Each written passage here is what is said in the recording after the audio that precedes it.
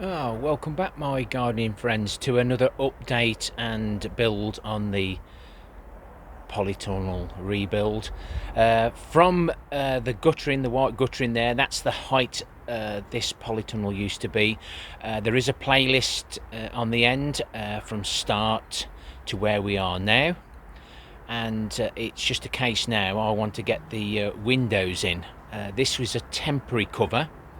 This was kindly sent me by Carl, and it's lasted me quite a while actually. And this is going to be a double skin tunnel. You can probably see some pipes on the inside, which will hold the inner skin. And if you can see that now, the width of those two pieces of wood will be the gap that we will have. I've been messing about with this today while the weather's not been so good.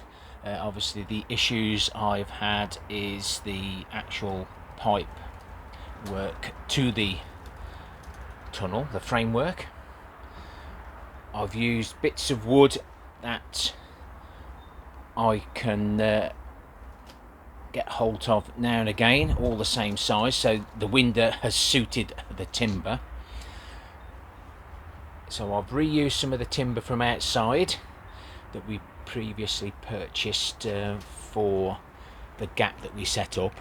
You might be able to see down there a coach bolt that has got two nuts and washers on it to hold that piece of wood away, to give us this insulating gap which will help with any condensation. And one of my main issues at the moment is, do I open it that way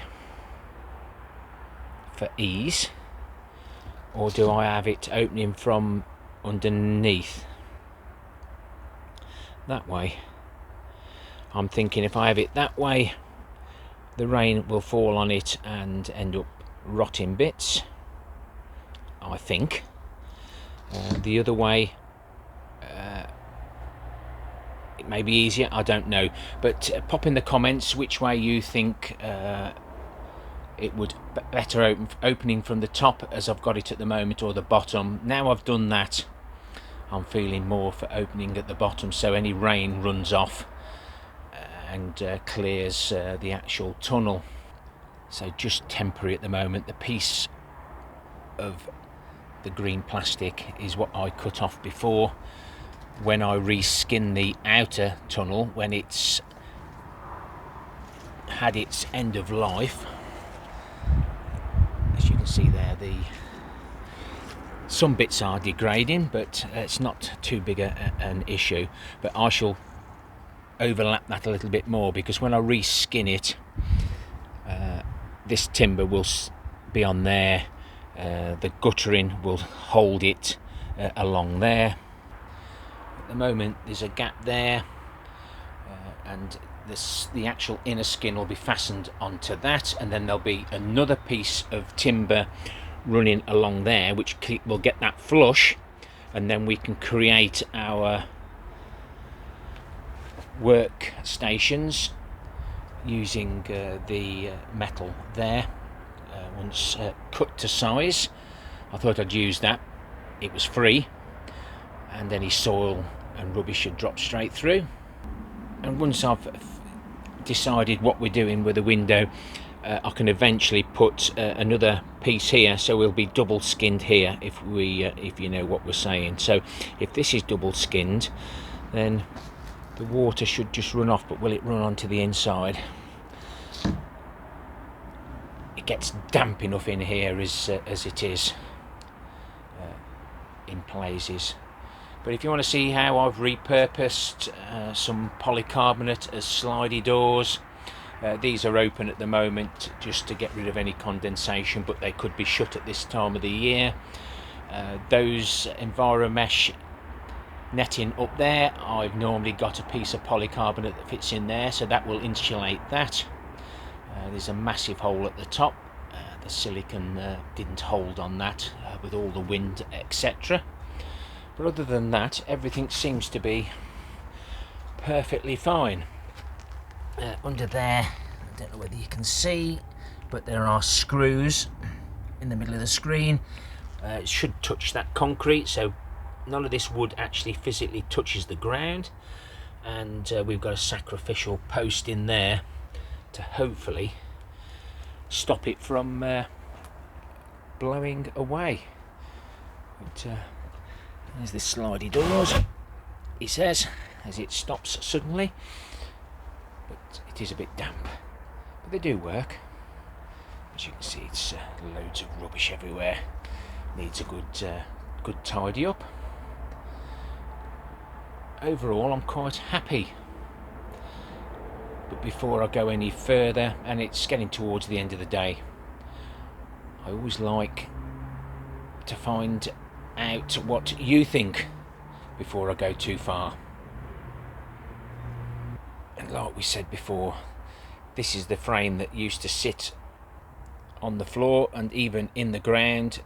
I'll keep painting that, but rust keeps coming through, so I'll keep on top of it. But you can see where the damp's coming through the windows, so hopefully it will dry out eventually. But I hadn't used to be able to walk down the side of the tunnel because of the how quickly the bars move in.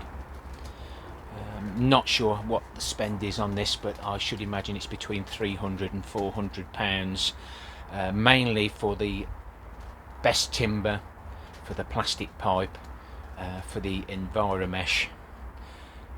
All the polycarbonate was free, and odd scraps of wood, and I did buy some ply to create these angles to help keep the tunnel reasonably rigid. But I think it's well worth it. It's purpose built, and I'll have these work tables here to grow on. Maybe a heater in here, we'll see. And we'll create some beds at the bottom. These beds were completely made for free out of surplus materials. It's holding up really well because we lined it. I don't normally put the lining over the top, but we're in the tunnel, so we shouldn't get rain come on top. I would rather leave it like they do the outside beds, for it to breathe, so that moisture can come up and escape and not be trapped. That's what ends up rotting all the boards. And the guttering does help collect the water. Just these barrels here, if you're new, I can collect 5,800 litres and keep all these barrels full. They're all interconnected with the siphoning system, and some of these have got the taps on, so we can drop the water into there. And if I need to use these elsewhere on my growing spaces, I can do.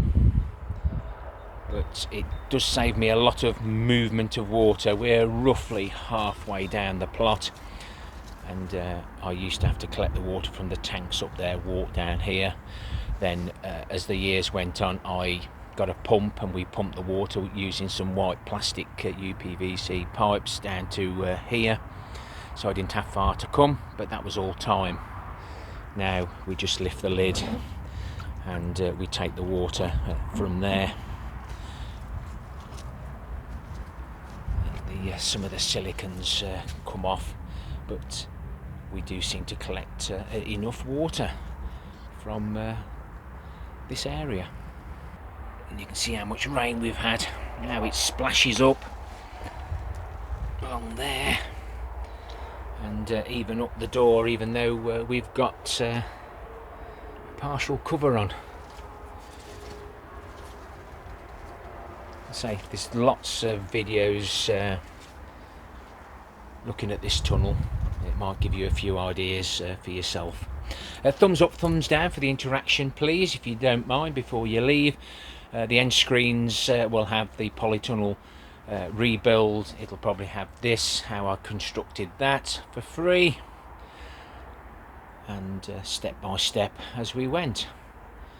Please leave them a comment, as we've said before, and why not consider subscribing to follow my allotment journey, gardening on a budget. well, the best we can anyway. Happy gardening to you all. Till next time, my friends. Ta-ra for now.